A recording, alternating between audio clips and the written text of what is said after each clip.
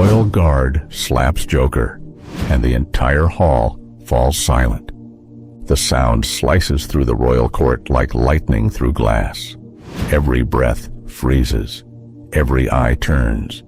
The king watches from his golden throne, pretending not to notice, pretending it was deserved. The Joker just stands there, face tilted to the side, a thin trail of blood at the corner of his mouth, and that smile, that haunting, dangerous smile. No one knows who he really is, just another street performer invited to entertain the king's guests.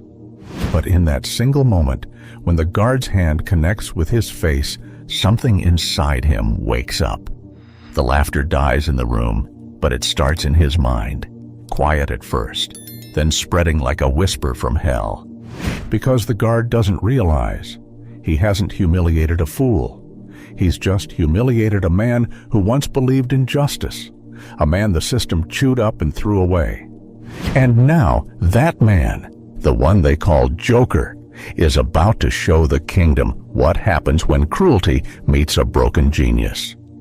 If stories of revenge, power, and madness fascinate you, hit that subscribe button now, because this isn't a fairy tale, it's a reckoning.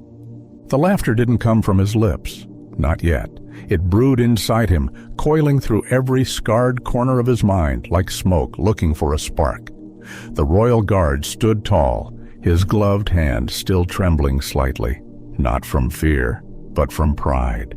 He'd done what no one else dared, put a clown in his place, in front of the king. But that slap, that sound, was more than a show of dominance. It was the trigger of something the palace wasn't ready for. Joker's head slowly turned back, eyes glinting under the chandeliers. There was no anger there, no rage, only that chilling stillness before a storm. The guests whispered, some smirked, some pitied him, and then the Joker smiled, wide, quiet, unbroken. "Do you feel better now?" he asked softly. The guard frowned, confused by the calmness in his tone. "You were out of line. Learn your place, Jester." Joker chuckled faintly, eyes never leaving the guards. "Oh, I know my place, sir. It's just not where you think it is." That one sentence slithered through the silence like poison. The king shifted uncomfortably on his throne, trying to break the tension. "Enough of this," he ordered lazily. "Remove him. We've had enough entertainment." As the guards dragged Joker away, his laughter finally escaped. Not loud, not insane, but eerily human. The kind that made you wonder if you were hearing pain or prophecy. They locked him in the lower cell, the same one where they threw thieves and beggars, the forgotten souls of the kingdom. The torchlight flickered against the damp stone walls. Joker sat in the corner, tracing lines on the floor with his finger. To anyone watching, he looked broken, a beaten clown lost in his delusions. But inside, his mind was building something. Every face in that hall replayed behind his eyelids. The king's arrogance, the guard's smirk, the noble's laughter. He had once believed in justice, once stood on the other side of the law, a doctor who tried to heal the broken minds of men. Until the system he served turned on him. Until truth was buried, evidence was burned, and his reputation destroyed for exposing the corruption that fed the throne. They took his life's work, his sanity, his name. Now they'd taken his dignity, and that was their final mistake. Hours passed. The palace slept above, unaware that a storm had begun to breathe beneath their feet. The guard, the same man who'd slapped him, was patrolling the outer hall, his chest full of pride. He'd humiliated the mad clown. To him, it was over. But then he heard something, a faint echo, a voice humming softly from the dungeons below, a tune, a low, steady, hypnotic. It grew louder, closer, until it reached the corridor outside his post. He followed it, step by step, down the spiral stairs, through the torch-lit tunnel, until he reached Joker's cell. The clown sat inside, his back turned, humming like a lullaby. On the wall behind him, strange patterns were scratched into the stone. Not drawings, not words, numbers. Sequences, calculations. "You can't sleep, can you?" Joker said without turning. "You keep thinking about that sound." The guard's grip tightened on his sword. "Quiet, clown." Joker smiled, still facing the wall. "You think you hit me because I disrespected you. But deep down, you hit me because I reminded you of something. Someone." "Enough," the guard snapped. "Your wife," Joker murmured, "used to work in the royal kitchen, didn't she?" The guard froze. Joker finally turned, his eyes glowing in the dim light. "She was fired last year, accused of stealing a silver spoon, except the spoon was never found." The guard's breath hitched. "How do you—" Joker leaned closer to the bars. "Because I found it. In the king's advisor's room. The same man who took your wife's job and your future. I told you. I know my place. It's exactly where you need me to be." The guard stumbled back, his mind racing. "You're lying." "Maybe," Joker whispered. "But tell me, soldier, if I were lying, why are you sweating?" By dawn, the guard didn't report for duty. His post was empty. The palace searched, found no trace. The only thing left behind was his helmet, placed neatly outside Joker's cell door. And when the warden went to check on the prisoner, he found the cell empty. No broken lock, no tunnel, just those same markings on the wall, now forming a single word: balance. The king laughed when he heard the report. "The fool escaped? Let him run. No one survives without the mark of the crown." But deep inside the city, a shadow moved through the alleys. A man in tattered clothes, grinning beneath the moonlight, carrying something wrapped in silk. It wasn't gold. It wasn't a weapon. It was the king's advisor's ring. And beside it, a single note written in red ink: "The show has just begun." The city awoke to whispers, whispers of a missing advisor, of a royal guard who'd vanished without a trace, and a jester who was never supposed to leave his cell. The king called it rumor, the nobles called it gossip, but the people, they called it hope, because for the first time in years, someone was striking back. By sunrise, a crimson message had appeared on the palace gates, painted with precision, bold and deliberate: "Smile for justice." The words sent a shiver through the guards, though none dared to say it aloud. That handwriting, the curved letters, the mocking tone, it could only belong to one man. The Joker had returned. That night, the palace doubled its watch. The king's new advisor, a trembling bureaucrat with soft hands, couldn't stop pacing. "Your Majesty," he stammered, "this man, this clown, if he's truly behind these messages, he could ignite rebellion. The people already—" "Enough," the king interrupted, sipping his wine. "He's a lunatic. Nothing more. A ghost the peasants invented to feed their hatred. But ghosts, unlike men, never sleep." Because as he spoke, a soft crackle of static echoed through the great hall's speakers, an old radio channel long abandoned since the war. The music that followed was faint, an old circus tune, playful and eerie, drifting through the corridors. The guards ran, searching for the source. The sound seemed to come from everywhere: the kitchen, the throne room, even the queen's chamber. But when they burst into the broadcast room, all they found was a single speaker placed in the center of the floor. Attached to it, a Joker card painted with fresh blood. And on the back, one word: balance. Outside the palace, in the maze of the lower city, the Joker walked among beggars and thieves like a ghost wearing a painted grin. He wasn't hiding, he was blending in.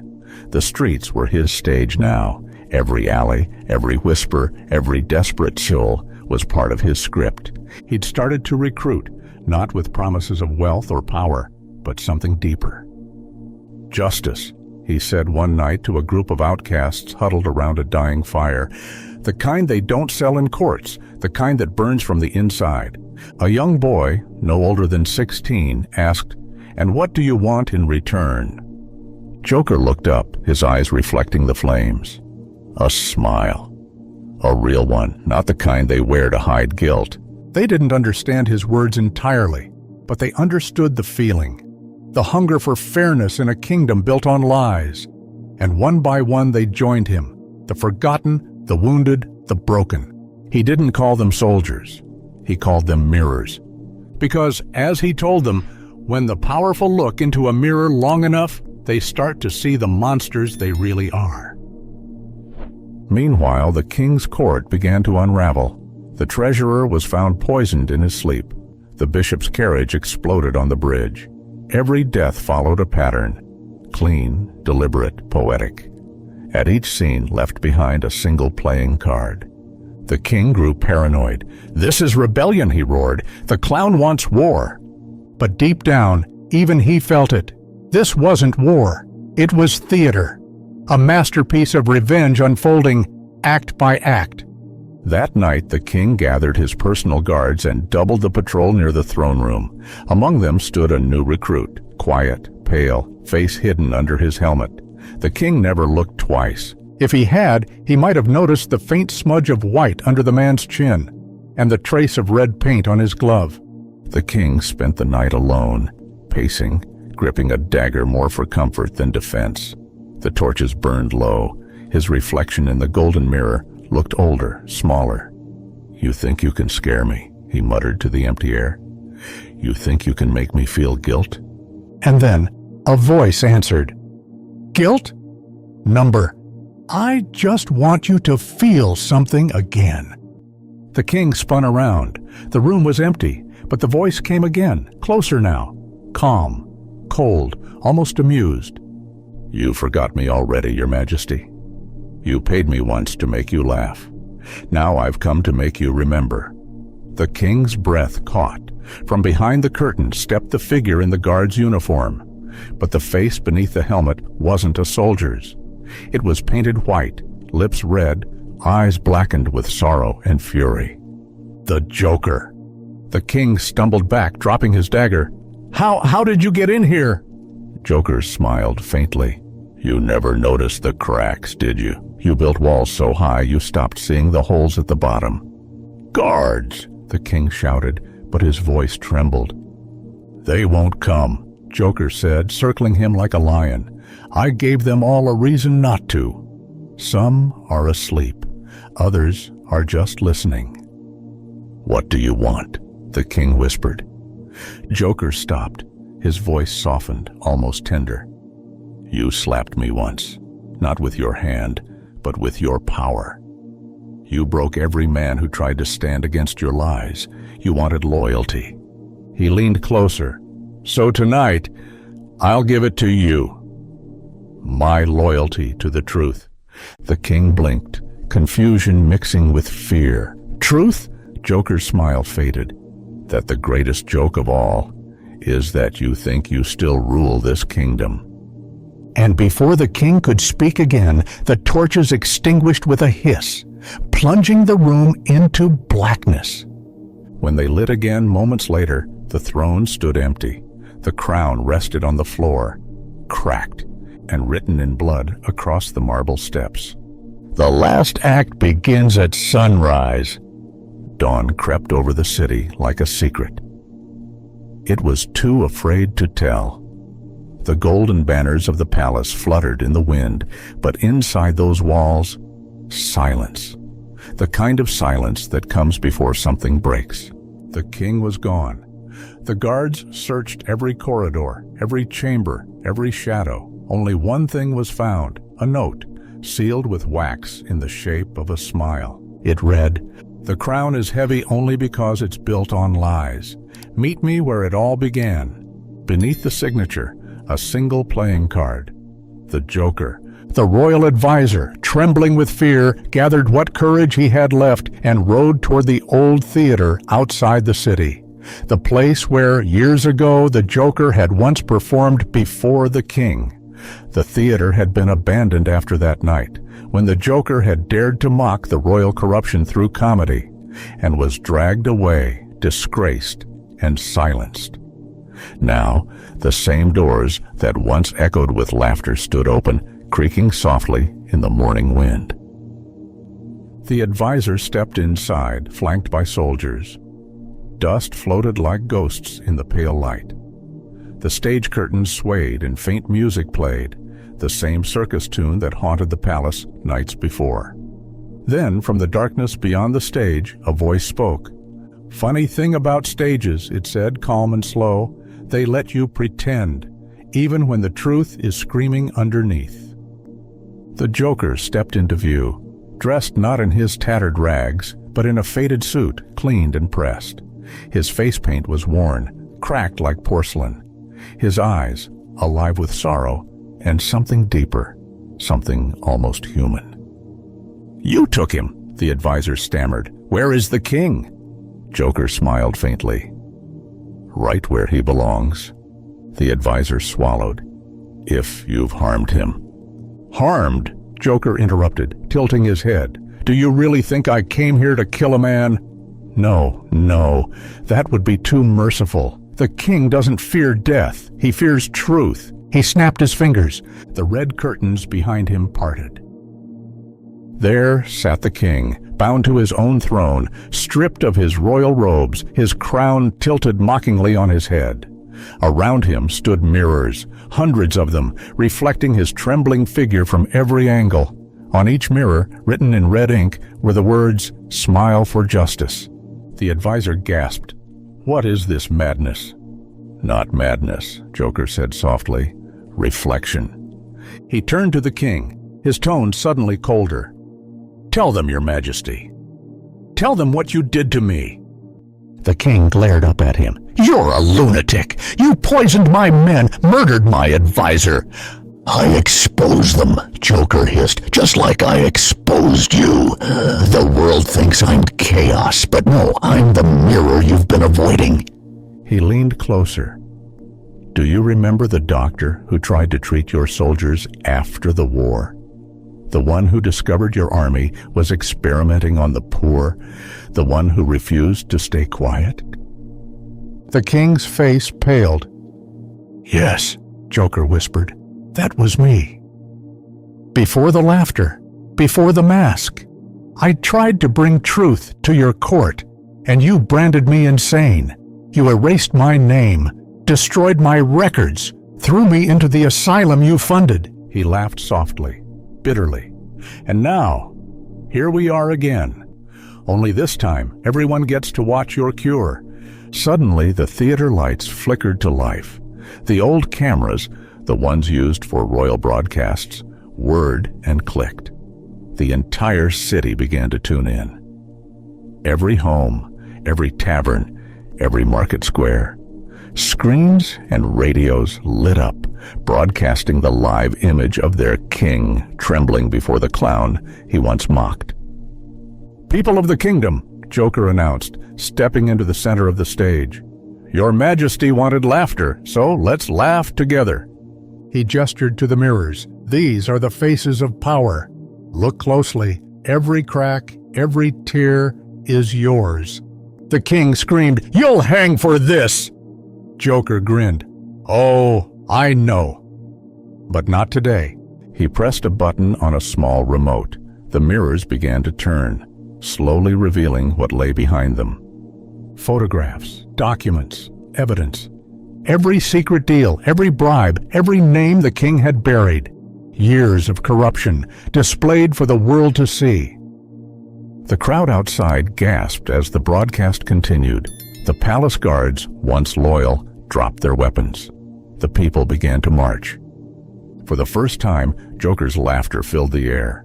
Not cruel, not insane, but victorious. But then, a shot rang out.